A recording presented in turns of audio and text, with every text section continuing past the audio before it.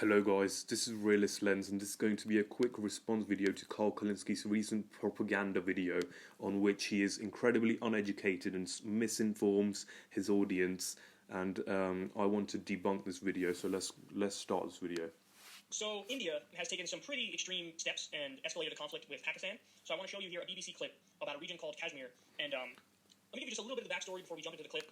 Yeah, India's not escalated conflict with Pakistan. That's Pakistan starting a conflict because of this, because this is not in any way, removal of Article 370 is not in any way against Pakistan. It's an internal Indian issue. So if Pakistan starts to get roared up about it, it's their issue. It's got nothing to do with them. And also, because he's going to show a BBC video, you can already tell that there's going to be some high-grade propaganda.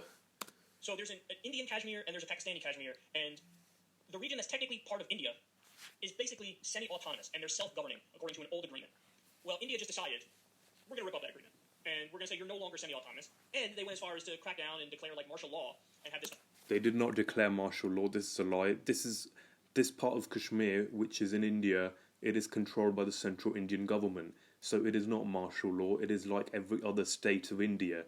They've just sent a lot of soldiers there because they know that there's going to be a lot of uprising and terrorist attacks against Indian soldiers, against civilians who are not Muslim. And you know that the soldiers sent have been sent for a valid reason when the Indian government has discovered bombs, weapons, and militant groups basically getting armed, ready to attack Indian soldiers in the past few weeks. So this is not martial law. This is a valid concern that the Indian government has over national security. Authoritarian crackdown where there's no phone, there's no internet, they shut off the power, and they basically have blocked this region from the world. Yeah, they blocked these regions from having phone and internet access because that's how there will be a collectivization of the militant groups, or potentially individuals start to do violent protests and stuff like that. This has happened many times in the past. On average, an Indian soldier is killed every 6 hours in this region. So it's not as if we're being overly authoritarian to take away the rights of the people. This has been done for a temporary amount of time. It's currently looking to go on for another month, and that's so that the tensions can die down and then they can add back in the phone and internet access, because it's not as if they're taking away human rights of these people. Phone and internet access are going to be used by these terror groups to kill civilians and soldiers.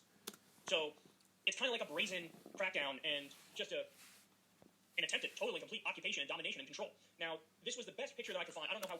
It's as much of total occupation and control as is any other Indian state. This part of Kashmir is part of India, so there's no such thing as occupation. It's been part of India for decades now, for I think 70 years almost. So this is just a complete misrepresentation of the facts. How well you guys can see it from there, but you see India, and then you see we have Kashmir and Jammu. Forgive me for pronouncing these like a white boy. I think it's called Kashmir, like the cloth. I seriously don't know how to pronounce it properly. But anyway, you have Kashmir and Jammu, and you can see that there's Pakistan-administered Kashmir, so that's technically part of Pakistan. And then you have Indian Kashmir, and basically India has said, even though we let this region be semi-autonomous in the past, well, we're taking away that now, and we're sending military there, we're going to crack down.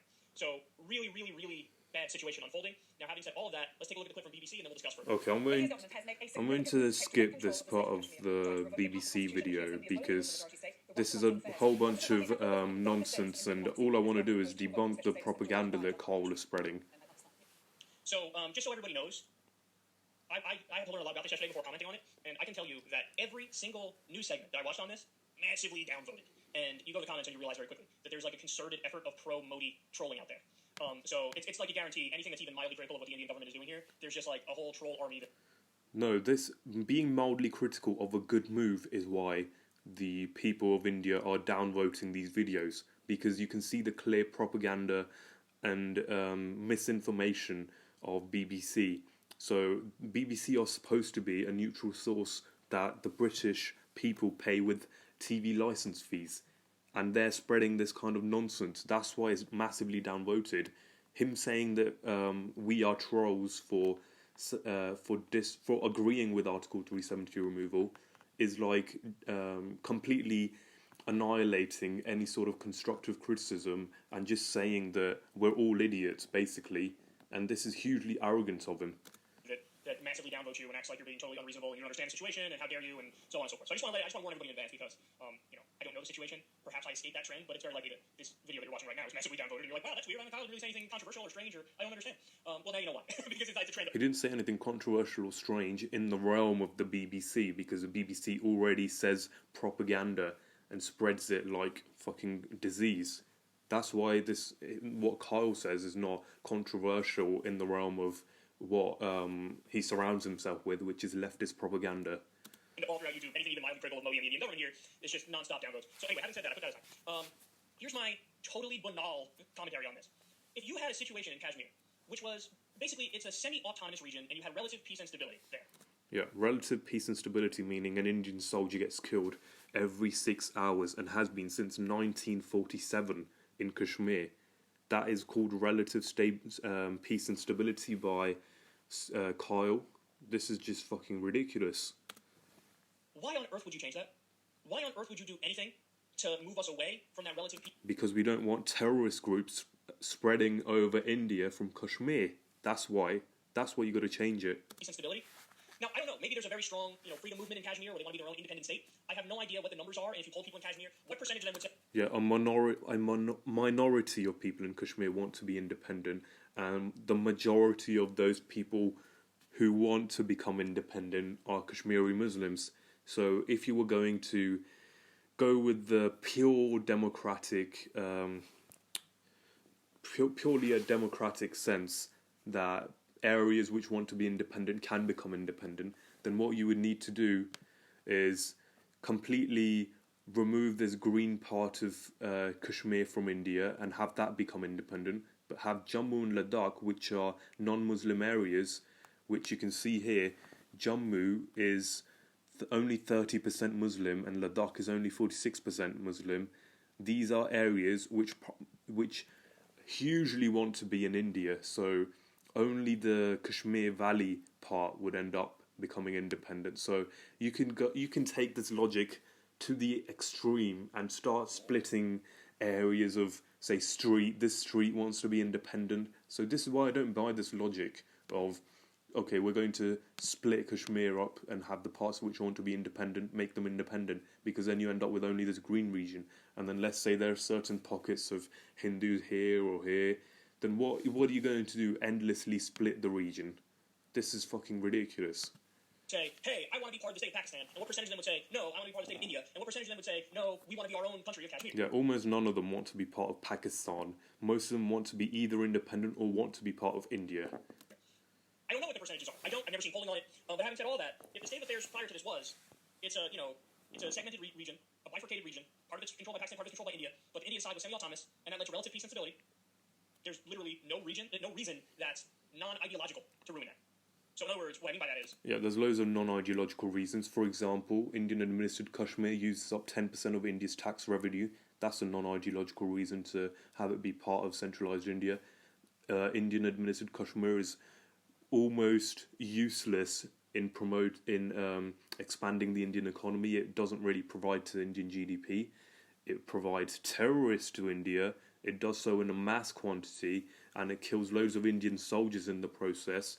So that's what really Kashmir provided during when Article 370 existed. And also, crimes against women are very high because obviously when you've got a Muslim majority and you end up with using Islamic laws and stuff like, for example, you're allowed to beat your wife in Islam if it is granted. So things which aren't considered secular or democratic are allowed in a Muslim majority. This does kind of show pretty clearly that Modi is a committed Hindu nationalist, and I think the goal is to reassert control over a Muslim majority region. And I think that there are parallels here to Israel-Palestine. Yeah, that's true. We do want to re-exert control over a Muslim majority region because the Muslim majority region is not being productive to India. Many people have pointed this out. This now it's starting to look a lot like the Israel-Palestine situation. What I would say from the beginning is, hey man, leave it be. If there's relative peace and stability, even though we're in this weird middle ground situation where it's like semi-autonomous. Yeah, leave it be. Just let Indian soldiers die. Just let the Indian economy be drained by Kashmir. What is he talking about? With India, part of the spectrum, whatever it is. If there's peace and stability, leave it alone. Leave it alone. But Modi and his merry band of Hindu nationalists couldn't do that, and here's how you know they're wrong, by the way. Here's how you know they're wrong. Why do you have to do an authoritarian crackdown if what you're doing is, perfectly moral and reasonable? Why do you have to cut off all electronic? Because there is a huge amount of terrorists in the region. That's why you have to be authoritarian in the sense you have to take away phone and internet access and stop people organising into big groups. When there are stone pelters organising in groups of over 10, there is often a person who will hide in the middle with a knife and stab an Indian soldier, or have suicide bombers in the middle who will try and blow up Indian soldier vehicles.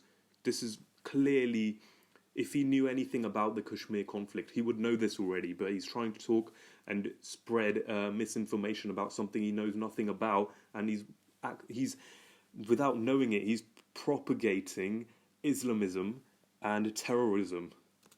Why do you have to cut off the phone and the internet and power to the region? Why do you have to do that?